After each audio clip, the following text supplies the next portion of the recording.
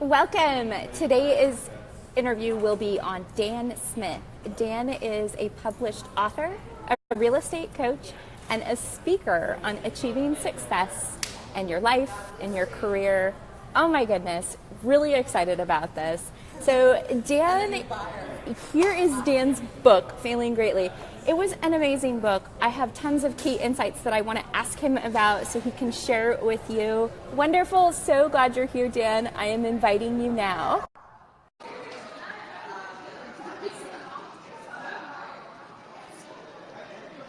Hello, hello. And there we go again. Hi. Hello, hello. How Thank are you for you? having me. I'm getting my phone set up. Horizontal is a little odd. There we go. Can you see me okay? You look great, man. I can Great, see great, you. great. I hear you. This is so awesome.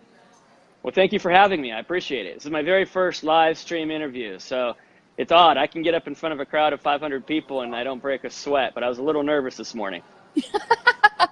Yeah, well, you saw all my tips and tricks. It's because I've been through this, and there are definitely pain points. So you joined seamlessly. This is fantastic. Little brag moment for you. This book, your book, is awesome.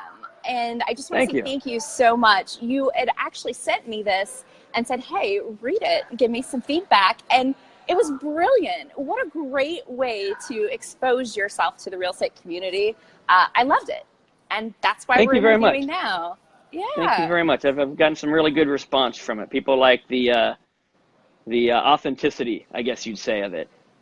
It was a little difficult to write at times, but it was authentic and people have appreciated that. And it was short.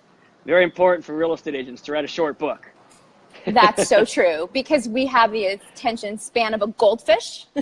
Yeah, right? Exactly. So a little bit over 100 pages. People are putting it down in a night or two. It's kind of the good length form, I believe. It started out about 185 pages.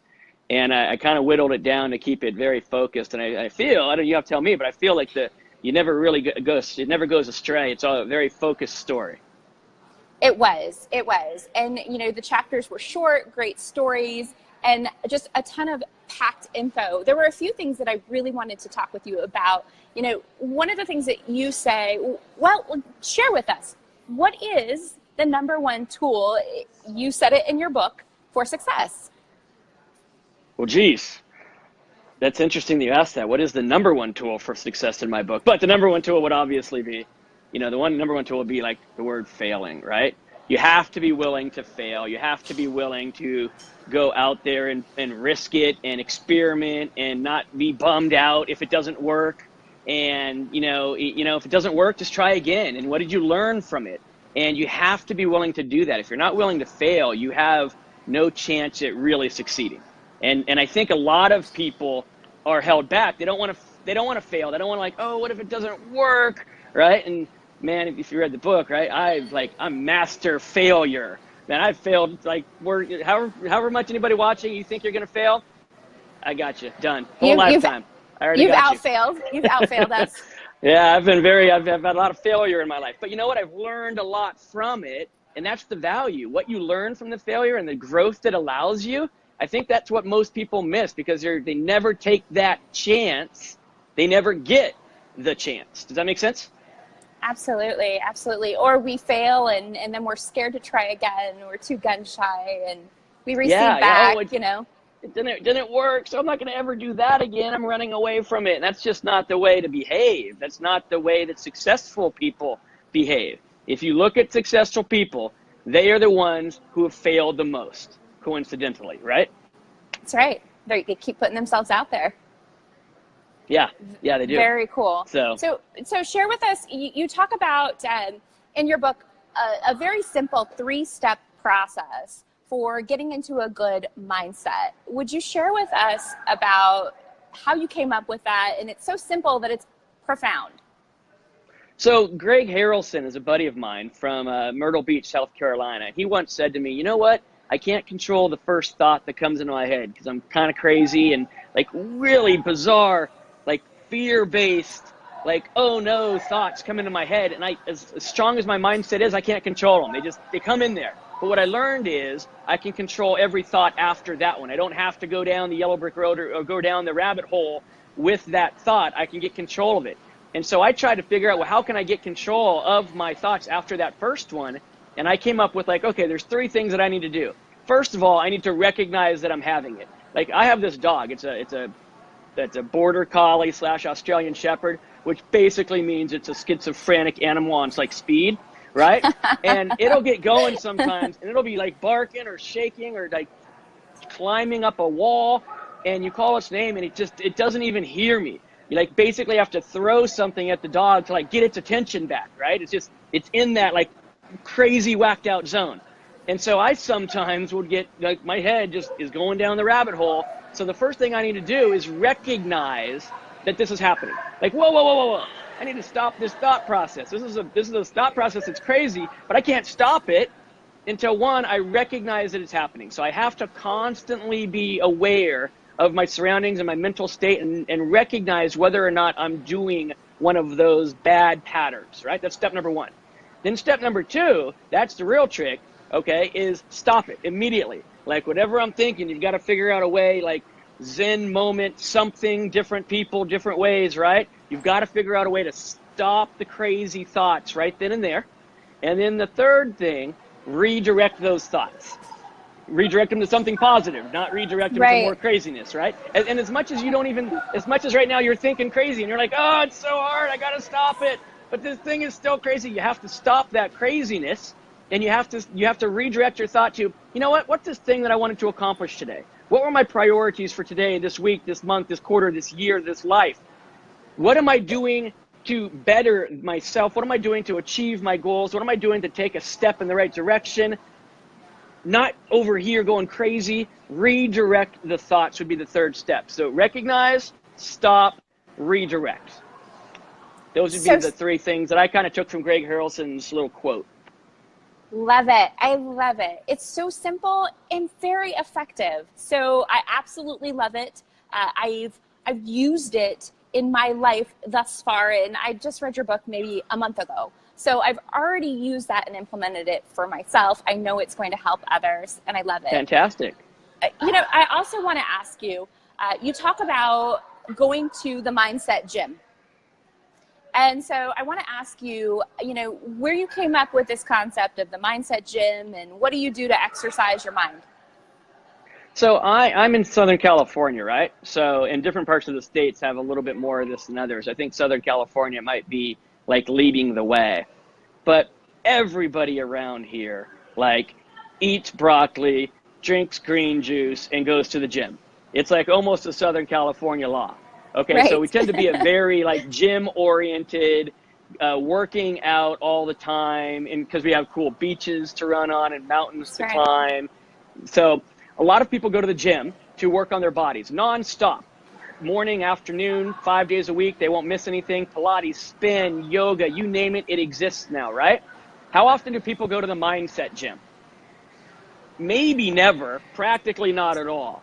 Most people don't even acknowledge that there is, I say that and people are like, what do you mean a mindset gym, right? Well, how often do you work on your mindset, your mental being? Because it's a muscle too. The mind is a muscle just like your biceps or your triceps or your glutes or whatever, or your abs. The mind is a muscle. And if you don't go someplace, do something to work on it, strengthen on it, it's kind of a flabby, weak muscle.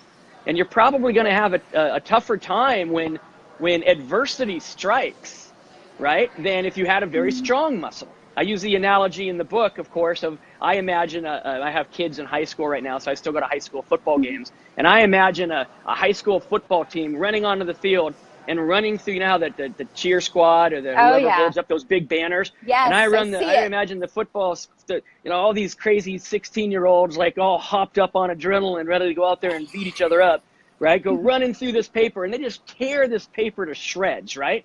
I mean, they just destroy the paper. That's like my image of somebody giving you some adversity, handing you a problem, and a weak mindset just shredding in the face of it.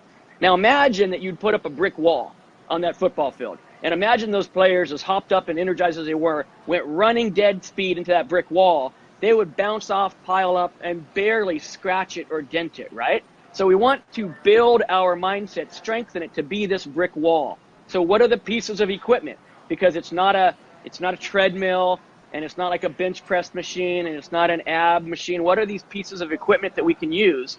And I think the equipment is all there for us. We just don't recognize it. One, we can read. We can read good, powerful, not romance novels, right? We can read good, powerful ideas. You can read 108 pages of that, right? So one, we can read good, powerful things to put on our heads every day. Two, we can write, right? You can keep a journal. You can write down good ideas. But there's just it's muscle memory. It's as old as time, that if you write it down, you learn it better. You absorb it more than if you just see it or read it. That's why, our teachers, when we were all kids, we always had to write the sentences and write them, write the spelling words out, not just say them when we were practicing in the second grade. So you can read, you can write. Hey, we have technology available to us now. There's this cool thing out. If only there was this magical place that you could go to see millions of motivational and inspirational short videos that were produced for you. If only such a magical place called YouTube existed, then you could go there. And the last time I looked and typed in motivation, I think somewhere around 7 million hits came up, right? Wow. And a lot of those videos are between 2 and 4 minutes. And you can go and watch short 2, 4, 8-minute videos to inspire you, to motivate you, again, to put good things in your head. You can type in whatever kind of great content you want, and it'll be there. So we can read, we can watch, you can listen. Or reading, by the way, I forgot about this. Some people don't like to read, like, books. They're allergic to paper. I love it. I love it. I'm a paper person. Yeah. Yes. Some people read the Kindles, right? Like the online or the digital versions, which, by the way, it's available digitally. Plug. Yes. Some Amazon. people listen to things on Audible. So all of those kind of count as listening, depending on if you like to hold it, touch it, if you just like to hear it, if you like to read it, but it's more on a pad. All of that counts as reading. All right. So now you got stuff coming to you visually through the YouTube. You've got your reading, you're writing, you're absorbing maybe audibly. No, John, you cannot read any more romance novels. From today forward, that's your new rule. No more romance novels, okay? What else could you do? There are all these pieces of equipment that are available to us, right? You can say affirmations. That's like an oldie but a goodie.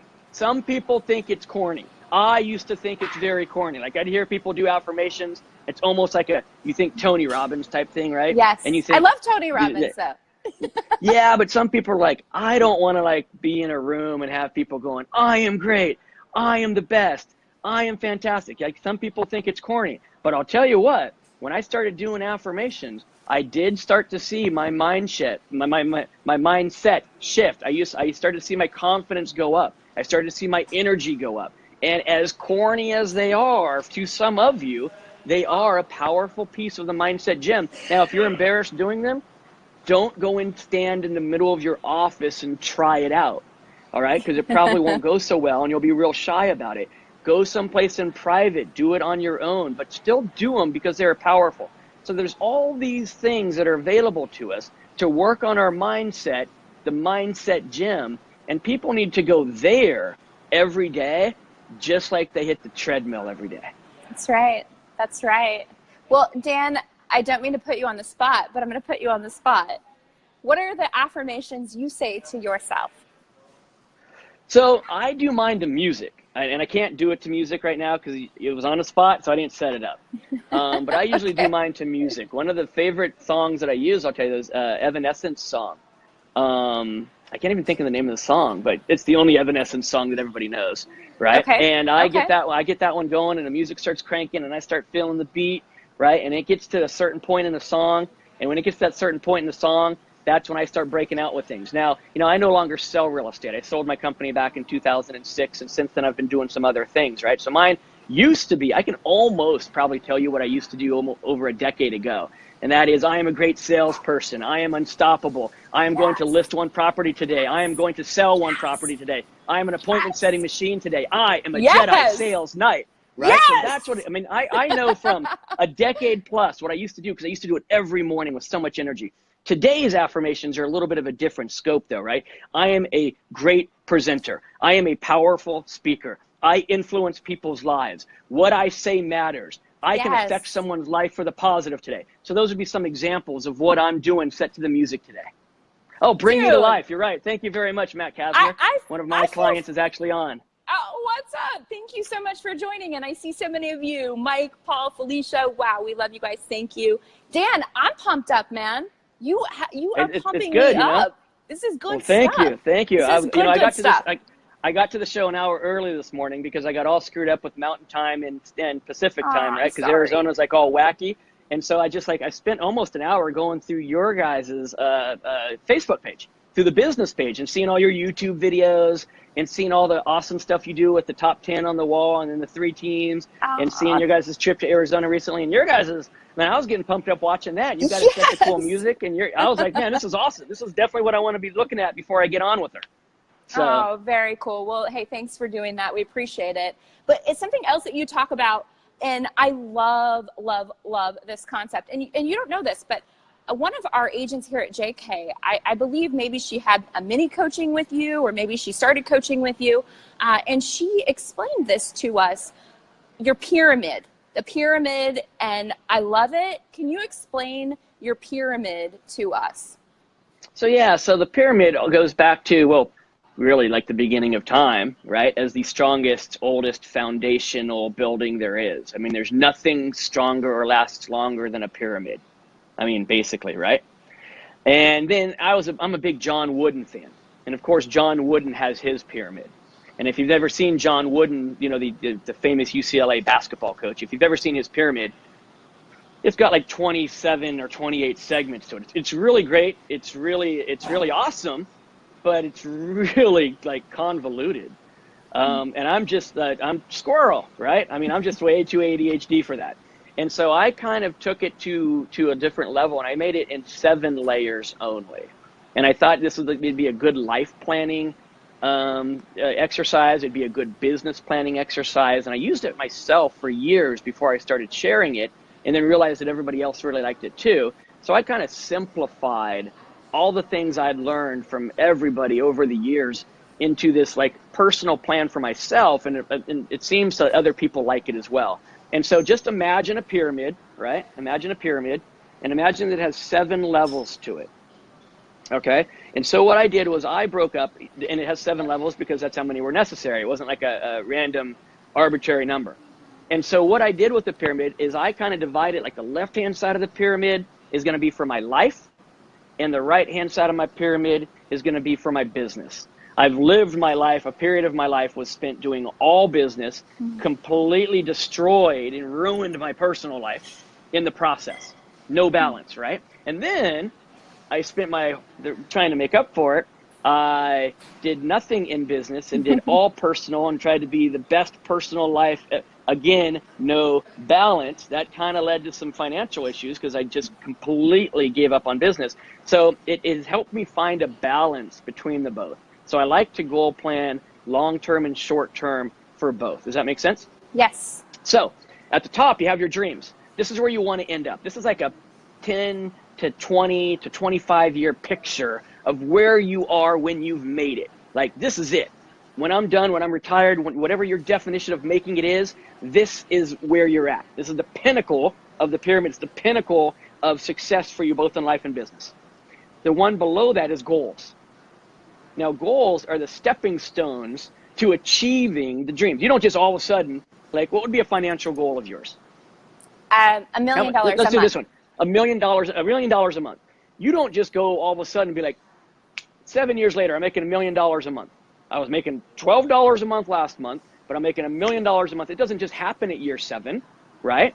Right. Year 1, where should you be at? Year 2, what should you be at? Year 3, 4, 5. Stepping stones along the way to achieve the dream. So that's what goals are. They're stepping stones, a little bit more short term to each way, getting closer and achieving the dream. Then you've got to have a plan. You've got to have a plan for actually doing those goals, for achieving those goals. That's the 3rd layer. And then the 4th, that everybody likes doing the pyramid up till this point, by the way. Right. Everybody really likes doing number 1. They really like doing number 2. Number 3, they start to go a little sideways on me. And then number 4, a lot of them just give up. Because number 4 is, what activities are going to be necessary to work the plan? What am I going to have to do to work that plan of talking to this many people, or doing this kind of business exercise, or, you know, even if it's losing weight, how often, you know, the gym's going to be the exercise, or the eating healthy, watching my calories, you know, Right. don't want to do that. So you've got dream, goals, plan, activities, right? 1, 2, 3, 4. Then number 5, right? Now, this is when it gets really sketchy. You have the schedule. And especially for real estate agents of all industries, you have the schedule. People don't get into real estate to have a schedule. That's right? so true. Janelle's like, oh, I need this. I think Janelle's like, oh, look, Janelle's probably going to log off now because we're talking about schedules. No, I'm just kidding. No, all right, but we love nobody, it. We love you. We like it. We like it because there is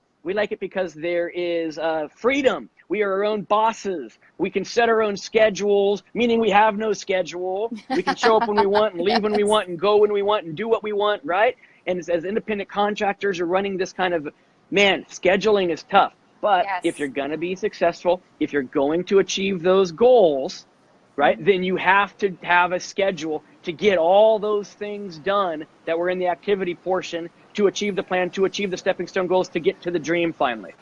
Now, level number 6, you need to track your progress. Now, as a business owner, I'm sure that you track your numbers and your profitability and your, hey, what's working with my advertising budget, what's not bringing in return on investment. But unfortunately, most real estate agents don't treat their real estate business as a business. They treat it as sort of a time occupier.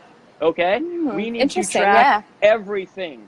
Real business owners track everything. Successful people know all the numbers. They've tracked it. They can tell you what their return on investment is. They can tell you what their conversion rate is. They can tell you the percentage of this and the percentage of that. They can tell you how often they're doing what they're supposed to do or not. And that also kind of gives them a report card for what's working and not working. Without tracking happening, you don't really know what's working. You're just doing gut feel. Right. And your gut feel is always influenced incorrectly by something, right? Ooh, so true. Somebody just put like a mad face up. They don't like this part. And I like the schedule part, huh? So you have to track what you do, what's working day in and day out. You don't track it at the end of the month and try to get it all caught up, because then you're just guessing and the data is not valuable. You need actual good data to make actual good decisions, as odd as that may seem. And then the 7th level, the bottom level. And it's the bottom, it's the foundation of the pyramid, right? Accountability. It's the 4-letter word of the real estate industry. Okay, look, tracking is my nemesis, says Camille, right? Yes. Accountability, accountability is at the bottom of the pyramid. And that's what's really needed, because left to our own devices, most of us will take the path of least resistance. We'll take the easy road out. We'll justify why we didn't get it done. We'll have great excuses and reasons. And we need an accountability in place in order to make sure we're tracking, that we are on schedule, that we are doing the activities, that we're part of the plan to help us stepping stone by stepping stone achieve our goals to finally lead to the dream. So that is 7 layers of the pyramid. Oh, I love it. Oh my God, it makes so much sense. And you guys, in his book, Dan outlines this pyramid, and I love it. It was really cool to me, and it's so simple that it's profound. Love it. Thank you so much for sharing. Dan, let's shift a little, because you are doing a 2-day event in January after Inman. And I wanted to talk a little bit about this. I actually had scheduled it on top of Inman, and I didn't realize it. Oh, that's bad. And I'm going to be in New York for Inman, so that would be rough, because I wouldn't be there. So I had to back it up a weekend. So, I fly back from Inman on Friday night. On Saturday, I recoup. On Sunday, I go to the site, because on Monday, it starts again. But I had to back it up because I'd accidentally put it all over the top of Inman, and there's no way I was missing New York. So 2-day event. What kind of questions do you have about it? Well, tell us about it. What are you doing?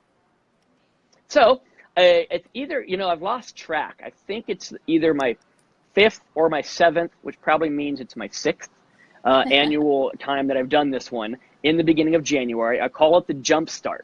So this year would be the Jumpstart Year 2018 Real Estate Retreat. I've always made it 2 days, because there do tend to be a lot of conferences that are floating around either at the end of the year or the beginning of the year. And I don't want people to, like, if you go to conferences for 5 days a week for the whole month of January, you're probably not going to do a lot of business. And you can get a lot of content in 2 days. And as a matter of fact, in 2 days, your head can be swimming. You can have so much content provided to you. So my intention this year, and I've actually always done it differently, to be honest. I came up under a speaker who said, hey, the longer you're on stage and the more days you are there, the more likely the audience is to drink the Kool-Aid and to sign up for one of your programs to get involved with you. And I had never really realized until recently, you know what, that's fantastic for me as the speaker. But I've made a shift, and I'm kind of letting everybody who's come to all the years of my events know that it's made a shift. It's not going to be me on stage for 2 days speaking on great topics for 16 hours. I'm going to talk a little bit to open the session on Monday. I'm going to talk a little bit to close the session, maybe on Tuesday. And in between, I'm going to sit back and moderate, and I'm going to invite others on stage, and not just random people, by the way. You know, I'm inviting economists like Leslie Appleton Young to come up on stage, like Billy Akofo from the DC Century 21 office to come up on stage and share stories. I'm going to have panels, where I'm going to have interviews. We're going to have Q&As. It's going to basically be like a little tiny mini Inman, all right? Because none of the people who are on stage are going to have anything to sell. None of them are going to have any products to promote. It is going to 100% be about content. It's going to be fast and furious. Imagine 24 speakers over the course of 2 days, right? I mean, they're not up there for long. They're giving you some good stuff. They're sharing, they're answering questions, and they're right off. We're going right on to the next one. So I'm holding that in January, right after Inman, on the 29th and the 30th of January in Laguna Hills, California, where, just like it is down there for you guys, the weather is perfect. So if you're in another part of the country, like if you've just been at Inman and bundled up in January, just fly on out, because you can wear, you know, shorts. It'll be It'll be 70 degrees and sunny. That's fantastic. So I am doing that as well. I actually, and I don't really know how I can get this done. There's two things I wanted to do on this session with you. First, I wanted to give away 2 books. Oh, fantastic. And look, I have envelopes, 2 envelopes, and 2 books. So here's how I'm going to do it. The first 2 people who commented after I had begun to speak, not before I begun. So the very first 2 people who commented, seems that I don't know who that is. I'd have to scroll up, and but I can do that after the fact, right? The first 2 people who commented, I'm going to reach out to you on Facebook, or you can just email me directly, because you can figure out who you are probably. Dan@bydansmith.com, and I'll get your address, and I'll send out copies of the books to the 2 of you. Awesome. I also wanted to give away 2 tickets to the Jumpstart to anybody in Arizona, or who's watching. You don't have to be in Arizona, but you're in Arizona, so I was thinking that. But you don't have to be in Arizona. 2 people who are watching who would put it on their calendars and actually make the trip up. I don't want to give you tickets and you're not going to show, because we're going to sell out, and then I got empty seats. I would like to, someone's saying, I missed the beginning. I missed the first couple minutes. Casey Galloway says he's a winner, so we will go on and verify that. Chicken dinner. First person right now who says, I will in fact be there on the 29th and the 30th, put me down, and I will bring a buddy, because no one likes going to events alone. Then I will get in touch with you, and I will get you 2 complimentary tickets to the Jumpstart, in saying thank you for, this is my very first live feed, right? So thank you for being here, and thank you for watching. So there's that. And then lastly, for everybody who's not going to get the free one, and so far no one said we can make it, but if there is anybody here who does want to come, I'm offering a really big extreme discount.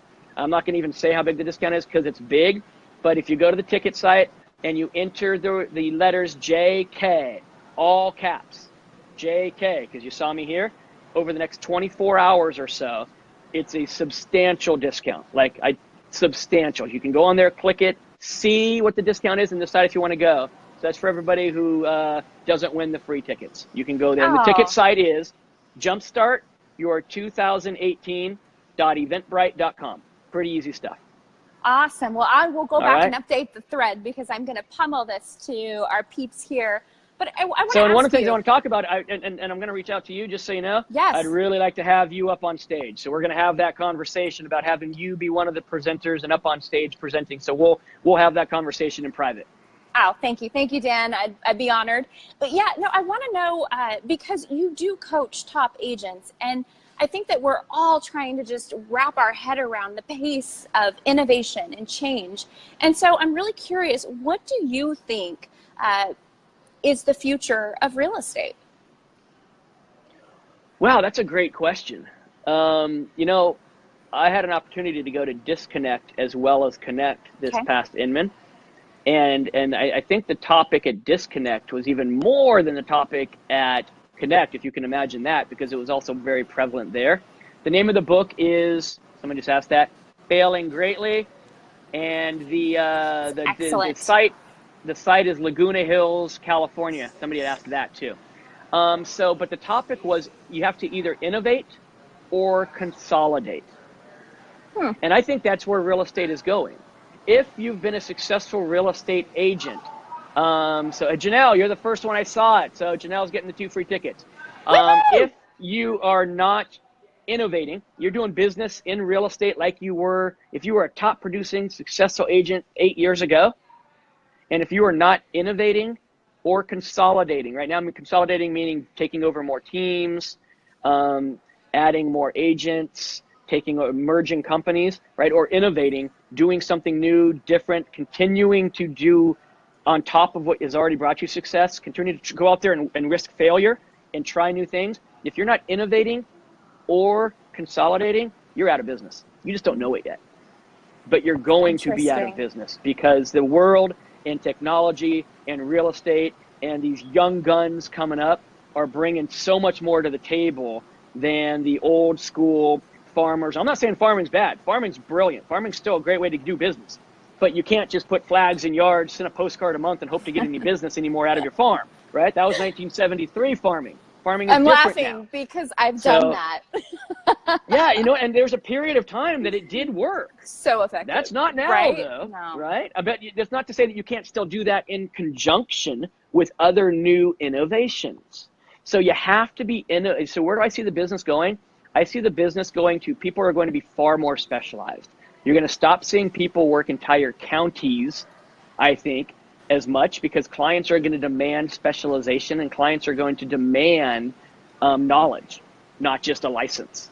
And so you're going to have to be more specialized and you're going to have to innovate and not just rely on old tried and true methods. Tried and true methods will still be there. You still need to do them, but you need to innovate on top of them, or you're going to watch your business dwindle. The question is, how long will the down cycle take, depending on how high you started? But you have to be innovating today.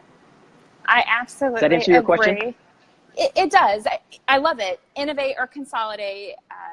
Again, simple. You have the ability to just really break things down very simply, and I love that about you. I'm curious, though, because I see a lot of our agents that are actually increasing their business in this market where everybody's talking about, there's no business, the open doors, the offer pads, they're taking stuff and doom and gloom. And, I've been through the market a couple times where it's cycled, and part of me feels like it's just a little bit of a cycle. But here's a question I wanted to ask you. Brad Inman on stage said something that I thought was really shocking. He's predicting that 90% of what we do as real estate agents will be eliminated through artificial intelligence, robots, chatbots, the whole gamut. And, as I'm trying to wrap my head around this, that's insane. That is insane. Yeah, isn't it? It is. And so I'm trying to figure out, well, what will be left? What will be left?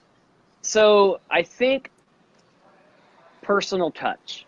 Now, I'm not talking about the old Glengarry, oh, you fish, I fish. You have dogs, I have dogs. I'm not talking about old school Glengarry, Glen Ross, like rapport building, right? Jack Lemmon did there.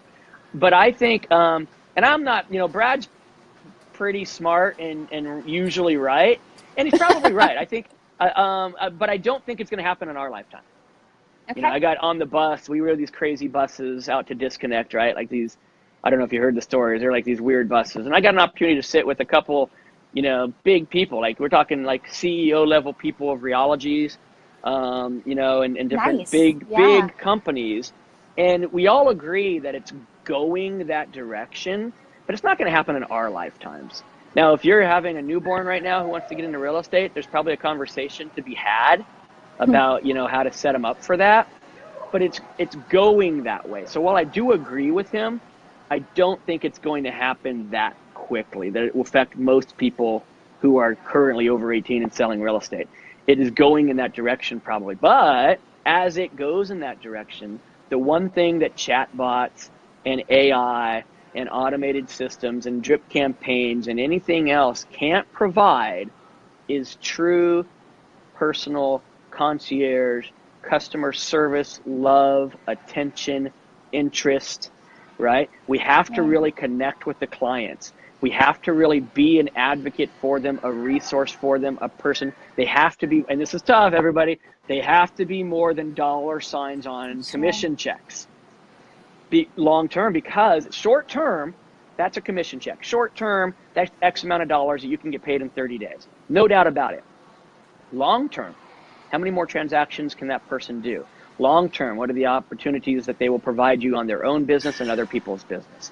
And as everything gets more detached in this world and text oriented instead of conversation oriented, you maintaining the high level of personal service, I think, will dramatically set you apart from your competition. And that will give, I think, agents an edge, even though we go down the automated road, because now they can't not use automation. They can't not use AI. They have to use it. They have to be good at it. They have to understand it. They have to embrace it.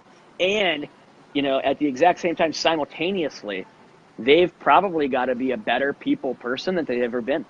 So I think that for the people who are still selling real estate, Brad's right, but I think it's a little far off to worry about. I'd prefer to worry about the next 12 to 15 years right now, probably. Okay. That's still a long ways, right? Oh, it'll like that, man. It goes by so fast. It's crazy how fast life goes by. And it's so exciting. I feel like we're in a really exciting time frame for real estate. What do you think about like Amazon taking over real estate? So Amazon's an interesting one, right? Because no one's ever, I don't know about you guys down there, but in California, Redfin's never been a big concern. You know, and we've had, before Redfin came around, we've had a dozen other companies who did the same thing for the last 15 years. Redfin just happened to be a national company doing it instead of a regional person doing it. We still have billboards on our freeway that are probably lower than Redfin's pricing to sell real estate. Right. It's always been there. It always will be there. Sure. So Amazon, though, is interesting because they are the giant, you know, and what they have put their mind to more than anybody, they have figured a way to accomplish. And it's, you know, I don't want to say it's scary. The attitude should be it's exciting. See, we usually go at this fear-based. That's my experience. Most of us go at this very fear-based. My wife is still a broker and an owner of a company. Right, I'm kind of not in the selling mode anymore, but she is. So I experience this still on a personal daily basis, not only with my clients but with her. And we come at it from a very fear-based place, I think, most of the time. Like, oh no, what if Amazon takes over real estate? Then what are we going to do? And it actually needs to be. We don't know how they're going to get involved, and we don't know, you know, what that's going to look like. It has to be. We should actually be excited about it. Because if Amazon's getting in the industry, it's going to make some great changes, more than likely. And I think they're changes that could benefit us if we actually opened our eyes and embraced them, rather than, you know, throw the bird up at them and like run away from them in fear and bash them. You know, there's a lot of outrage about the instant offer Zillow program. Right. That went on. Oh man, real estate is losing their minds. Sure. Right? Sure, we're upset. Yeah, about everything that's going on. But I do believe at the end of the day, it's going to benefit real estate agents. All right. And I know that's a long-sighted view, but I think most of the the instant offer people won't take the instant offers. They're not going to want to sell for that low. But then once they don't want to sell for, they're not going to want to sell for pennies on They the, usually for want 85%. Yeah, like my house is worth Yeah. $500,000. You want to offer me $425,000? I was thinking $525. It's the other way. So I don't think anyone's going to really take advantage of the instant offers. But you know what I think it does? I think it gets sellers to start thinking a little bit more about selling, because now that they got it in their heads about selling, they start, who do they call if they're not going to use Zillow? They call a real estate agent, right? If they're not, oh, instant offers is horrible. They're going to give me 85% of what my home is worth. I want 105% of what my home is worth. So let's find an agent to get me 105. But we go at it going, I hate Zillow. They're taking they take my money to sell me leads, and then they take the leads back, right? Or whatever it is. Sure, that's the narrative. Fear-based. That's complete narrative, right? But I think at the end of the day, it's actually going to help the market, because more people are going to think about selling. They're not going to use the instant offers program more than likely. And now there's more sellers force, which we need, because you in Arizona and here in California, and I don't care where you're watching this, as long as you're in the United States, there's an inventory shortage. And if we can get people thinking about selling, and if Zillow instant offers gets them thinking about it, and then they go to a real estate agent 99 times out of 100 times, that was good for us as a real estate community. So when Amazon comes in, and they will, okay, they will. We need to figure out what's great about it. Stop being afraid of it. Does that make sense? Absolutely. Absolutely. Embrace, I believe, or innovate. You know, if you don't like it, or innovate, create something to change it. Create something better. Innovate That's better. Right. Yeah. That's right. Yeah. Be the change. So don't just fear it and bash it. What do you think that... What do you think buyers and sellers think of all this? Do you think that they even think about it? I don't even think they know. No. What do you think they care about? I don't even think they know. So I saw this video that somebody from Atlanta, not named Mark Spain, because when I think of Atlanta, I think of Mark Spain. But so not Mark, but it was an agent from Atlanta. It put the 3-minute video out. And it was a great video. The content of and this made me think, wow, sellers don't really have a clue probably. And you forget about this. And the video was why it's important to choose the right agent. Now, we've all heard the reason, because I market better, I'm full-time, I work with a bigger company, a better company, I have more innovative tools. That's the direction we think we were going to go with that. But what she took it as is why it's important to choose the right agent, because you probably don't realize that most homes that go on the market don't sell. Now, as a seller, you probably think everyone lists their homes, all real estate agents do the same thing, and everyone sells their home. So I can choose any agent. But that's not the case. What if I were to tell you that a majority of the homes that go on the market don't sell? Suddenly, you're going to pay more attention to which real estate agent you're choosing, aren't you? And what they have to offer. And when she put that out there, I thought, you know what? That's very true, because most sellers think you put a sign up in the yard, you sell it, then you sell it, every agent's the same. And if we could educate them a little bit more that, hey, not every house sells. A lot of them don't sell. You don't want to be one of those, do you? And so with that being said, I don't think the buying and selling public pay attention to it much. I think they're concerned with 3 things and 3 things only. Me, myself, and I, right? And I don't think they pay attention to a lot of what's going out there. I mean, for God's sakes, they obviously don't pay attention to pricing, because they all want to overprice their home, right? I mean, they don't pay any attention to the reality of statistics or what you show them of what's actually happening. So if that's the case, even when given to them in black and white, I just don't think a lot of them, maybe 10% are. Maybe 10% are in the know. Maybe 10% are paying attention. But you know what? I'm good with the other 90%. There's a lot of other business in the 90%. And if I'm going to focus on a demographic that's going to pay me, I think I'd probably focus on the 90% demographic, not the 10. And I wouldn't worry very much about the 10. I like it. I like it. Dan, as we conclude our live stream, I would like to ask you, for those that are watching, that are looking to increase their business, I know this is super general, but what would you say to the person that's watching that really wants to get out there and increase their business? What do they need to do? Well, that is general. So because then there could be somebody who's done 1 transaction because they're new. Increasing their business to go to 6 transactions would be a pretty quantum leap. Or there could be somebody who did 18 transactions last year. So for them to grow their business to 40 would be another quantum leap. And the difference to get from 1 to 6 versus getting from 18 to 40, those are different answers, right? So Sure. I'm going to try to give a broad answer that will cover, there are some things that both need to do. Okay. So instead of talking about specifics, let's talk about what both need to do to grow their business. They need to be present. I know a lot of agents, they need to be present and be present correctly. You are running a business, and you are putting in your time to grow your business, not putting in your time like a prisoner. This is not go to the office at 9 o'clock, fiddle fart around on Facebook, play a couple games of solitaire, maybe make a flyer, take a long lunch, come back and look at the MLS because you have nothing else to do, kill some time until 4:30 when you feel it's reasonable to go home so your spouse won't yell at you for not having a real job. All right? That's just putting in your prison time, right? You're just literally putting in time like a prisoner. You're laying on the bunk like, when's yard time? I mean, you're not accomplishing anything. You're just putting in your prison time.